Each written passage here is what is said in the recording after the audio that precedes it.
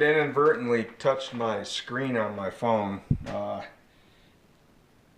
at the end of that last video. So, but like I was talking, you know, these corners here, you want to be, you know, a little extra patient in that area right there, and clean it out real well and make a nice grout joint. A lot of times what I wind up doing is actually using my finger, wet my finger and use it as a evening agent or squeegee or however you want to say it. Another thing about these bullnose tile is that they're 2 inches by 6 inches, and when you come to an outside corner, an outside 90 like this, this piece here is just one of these bullnose that I cut down to a 2x2, and then when I capped it off on an outside 90 like this, they sell these little 2x2 squares, and it's in a bullnose all the way across, and you got a nice rounded corner right here, and it's a bullnose on this side as well. And they sell those individually, or they sell them in a pack of 2 at Home Depot. So that's another thing you want to use when you're using that bullnose tile to give yourself a nice finish. I mean, you could run that all the way out to the edge like that, and you know, just leave the raw factory edge, but you know, that gives it more of a nice finished appearance to use that little 2x2 corner right there. All right, I'm going to attempt to show you how to put this grout on. Again, like I said, I'll be doing one-handed, and what I'm going to do next is I work this just like I do a room. Say I'm doing a floor or something of that nature. I always start in the back, away from the edge, or in a floor situation, away from the door. I always start in the furthest back corner of the room, or in this case, the furthest edge away from the front here. And then I work my way this way. That way I don't go and do this and then wind up leaning up against it and rubbing it when I'm doing the back area. So I'm going to work just like I have been from the back to the front, and I'm going to do the flat tile. I'm going to do this joint here, and then do the flat tile to this joint right here as well, and then I'll do that all the way around and finish that up, and then I'll come back and my final grouting will be this chair rail, or the edge here of the countertop.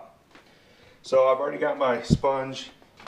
I'm gonna wet it down, wring it out really well, and you don't want it too wet because then your grout becomes really wet and it doesn't want to stay in the joints as well as it should. So you just want to dampen it down, rub it down. Like I said, you know, I already cleaned the tile once, but this will make sure I don't have anything on the tile to get into my grout and contaminate it, and it'll help it. One thing it'll do is that I got something there. Give me a second here. I got something down on my joint.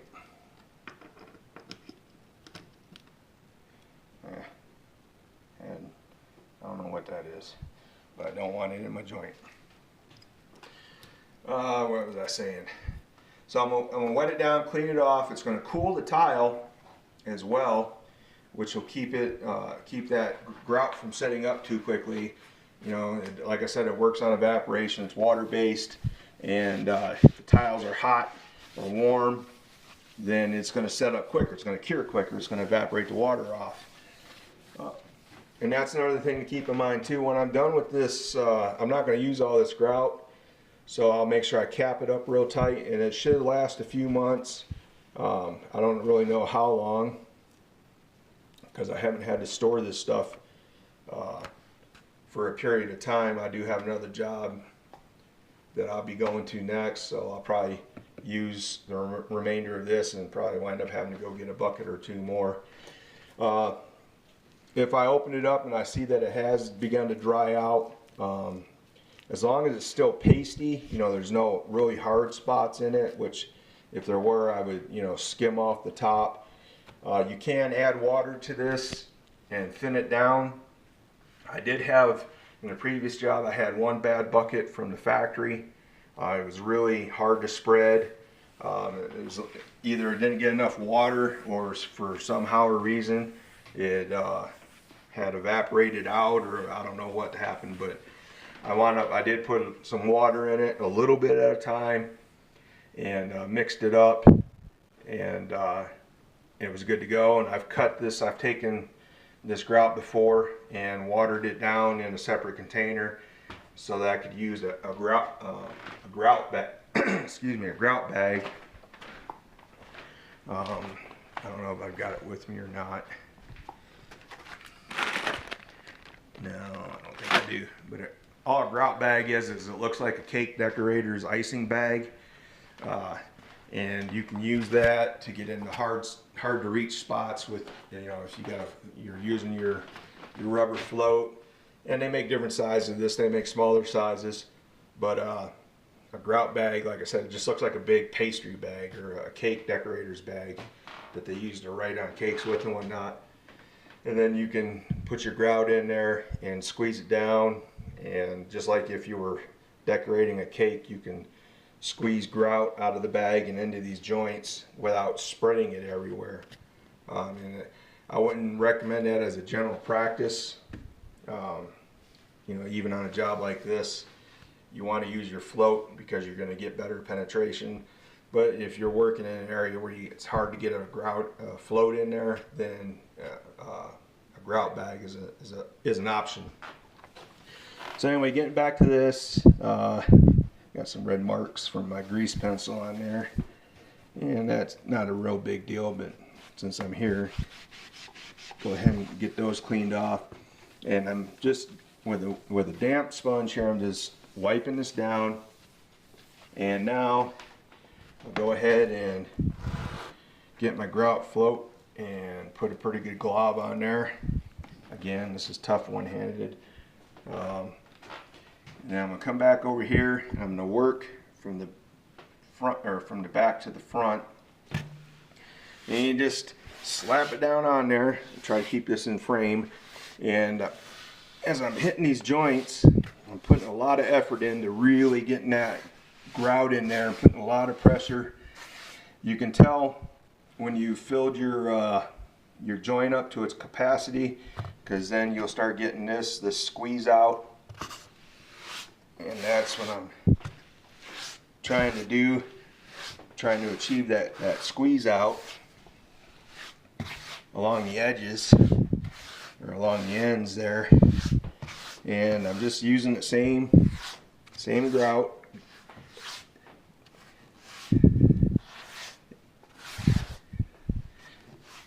And applying it to my joints. I will wind up starting to fill some of these up, but that's alright. And then once you've done an area, you want to come back over it. And I recommend you hold it at an angle to the joint. I'm not pulling it straight across. See what happens? I get caught in that joint right there, and I start to pull that grout out. So you want to hold your float at an angle to the seams. Have to go back and redo that one there. And I'll go back up here and get this excess, bring it across. I know I may not be doing the best job of keeping this in frame. I'm trying.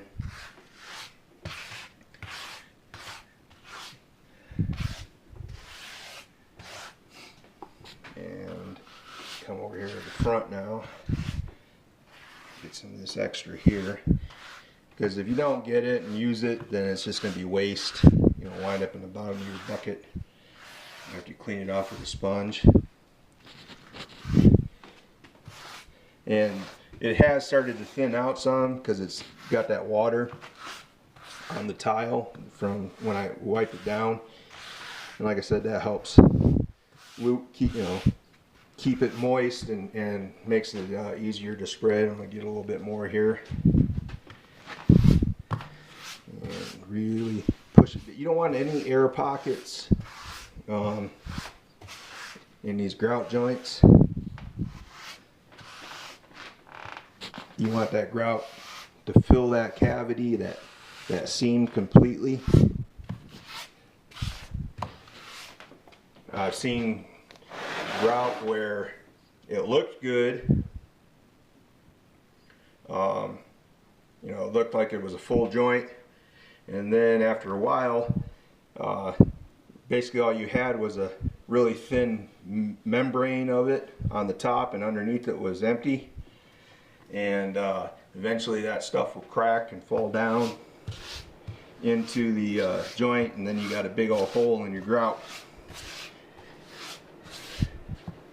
And then you got a place for water to get into, and food, you know, especially, or dirt and food, especially on a countertop here like this.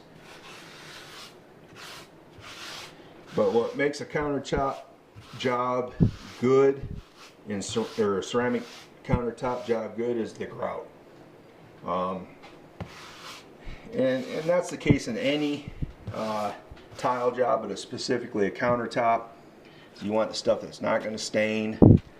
I'm going to go back up here and work these joints a little bit more. See, I see there's some holes there. I didn't quite get that filled, but I knew I was going to come back and hit this corner again. So I wasn't, I tried to get as much in there as I could, but I knew if I didn't, then I was going to come back to it anyway when I did the flat spots here. Again, I apologize for not keeping this in frame.